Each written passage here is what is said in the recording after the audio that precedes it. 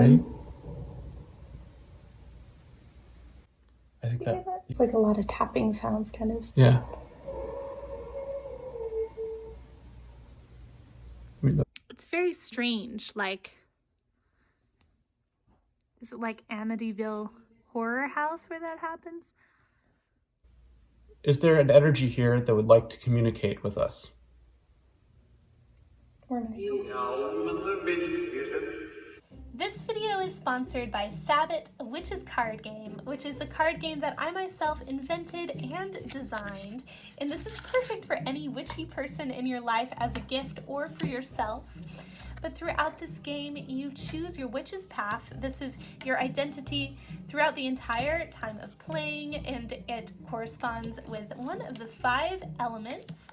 And throughout the game, you are earning tools, you're developing practices, and you can use those to cast spells. And you also have occurrence cards that happen every now and again.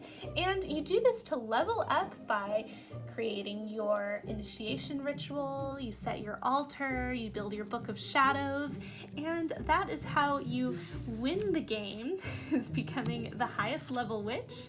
And yeah, you can check this out in the description down below, and keep your eye out for expansion packs for each Sabbath in the Wheel of the Year coming soon, so that you can celebrate the Wheel of the Year all year long with this really fun witchy card game. Hi everyone. Hello. Violet and Lars here, and we are currently driving to a location that will be doing our first, finally, doing our first ghost hunting episode. Yeah. We've been talking about this for a long time, so I'm really excited to actually do one.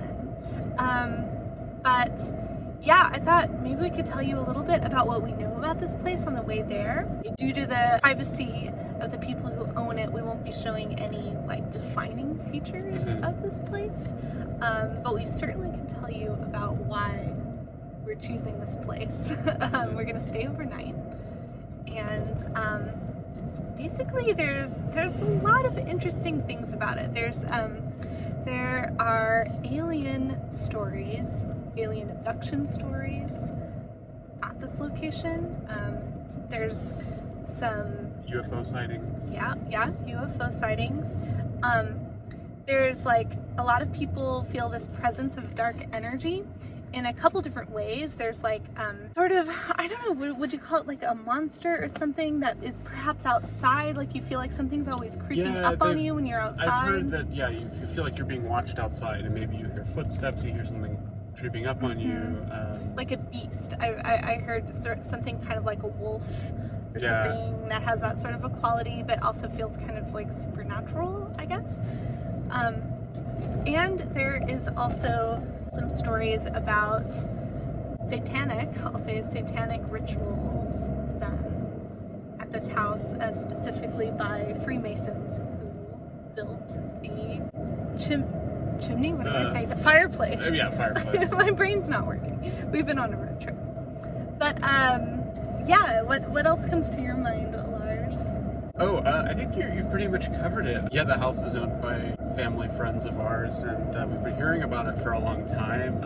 It's where our friend grew up. Yeah, we'll be staying there by ourselves. And with our baby. With our baby.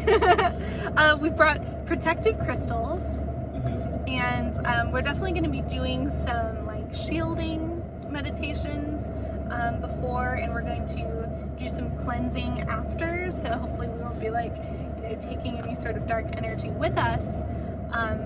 Definitely protecting ourselves and especially our baby, but also you can hear it back there. Also, we're going to be using a new spirit box this time. Do you remember what it's called? Yeah, it's called the HSB1. Yeah, I have one, and I've, you know, had in mind to make videos with it, but we actually forgot to bring it this time. But it's okay because we were wanting to test out this one, and you've been reading up on it. Yeah. So it's a good opportunity for that.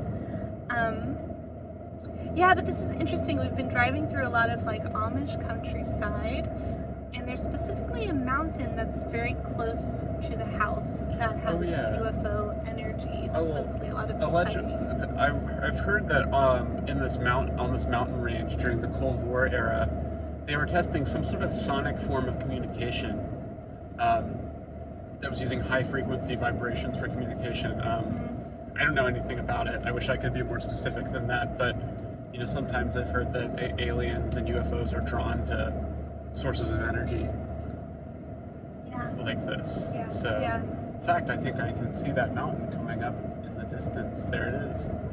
It's this big round mountain with a radio tower on top of it. Yeah, maybe I should turn around the camera. There's the mountain in question. So we're gonna do a part 1 on my channel and a part 2 on Lars's channel. So yeah, be sure to check out the link at the end of the video to get the second part, and yeah, subscribe to both if you are into ghost hunting videos, and we'll see you in a moment inside the house. So we just got here. Look at all of those flies. It's very strange. Like, is it like Amityville Horror House where that happens?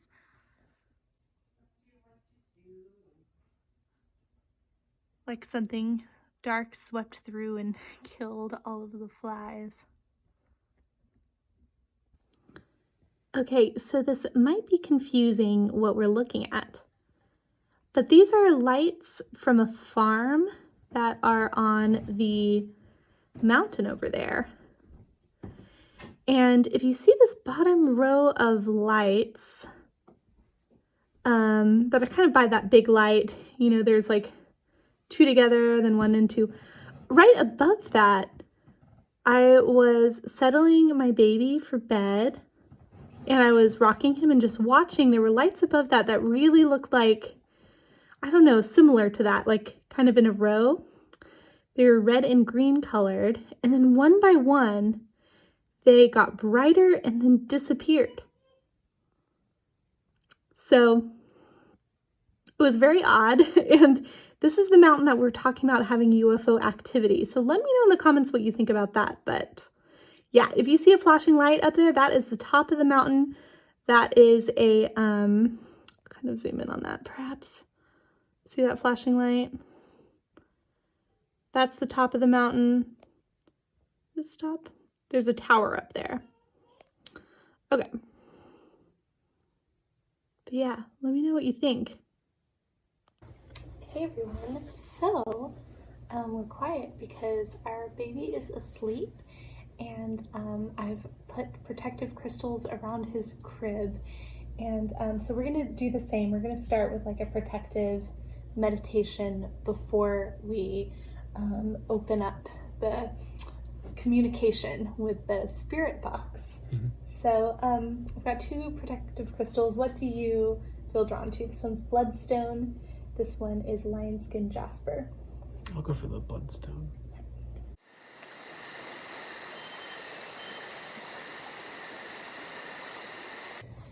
Okay, we're back. So do you want to explain how this works exactly before we start it? So we'll be using an application called the Hope Spirit Box. This is our first time using it, and it's designed, basically it works as a traditional, instead of working like a traditional spirit box would, which scans random radio frequencies at a really fast rate, which gives kind of like a blank canvas for different energies to communicate with you on. This has a word bank, or like a sound bank, of reversed elements of human speech that are played randomly.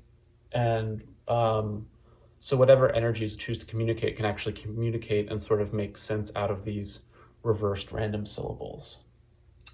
Cool. So if it sounds random, it might just be random. Yeah. And then if sense comes through, then we might hear that. Exactly. The idea is that if we have a connection, something will come through, but if we don't, it'll just be random. So I want to describe where we're sitting right now. So we're sitting on steps. That's why you're quite a bit shorter than me at the moment. And these stones are part of the fireplace that we mentioned had some strange, like, ritualistic connections with perhaps Freemasons who built it, or definitely Freemasons who built it. We're on the side of the house where there are windows that overlook that mountain that we were talking about with the strange lights that often have UFO sightings, that has that particular history. So that's kind of where we're situated in here. We're close to the front door where obviously outside there's also that sort of like beast-like entity that we were talking about. So we'll just see what comes through. I mean, there are a number of different possibilities, I suppose. Ready? I think that. Ready? Yeah, I think that was the heater. Okay. That sounded like the heater. Thank you for keeping us warm, heater. Okay.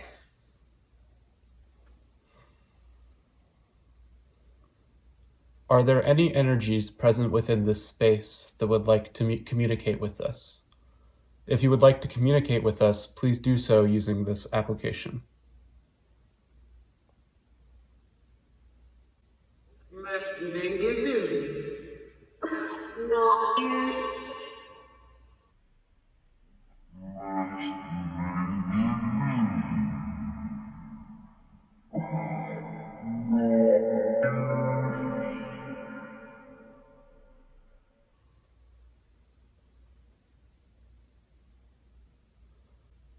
Is there an energy here that would like to communicate with us?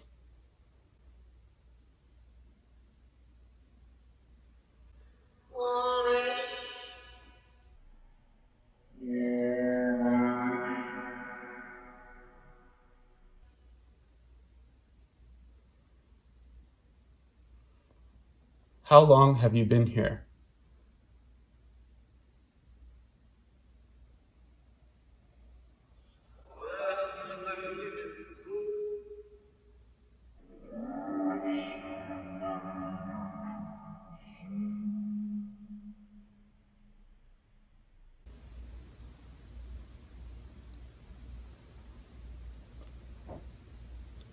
I just heard a noise upstairs.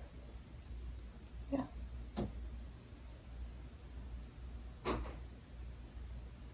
Maybe it's the heater's turning on. Could be. It's like a lot of tapping sounds, kind of. Yeah. I mean, that sounds like the heater, but it's really spooky sound. That's really spooky sound. It's like a lot of tapping sounds, kind of. Yeah.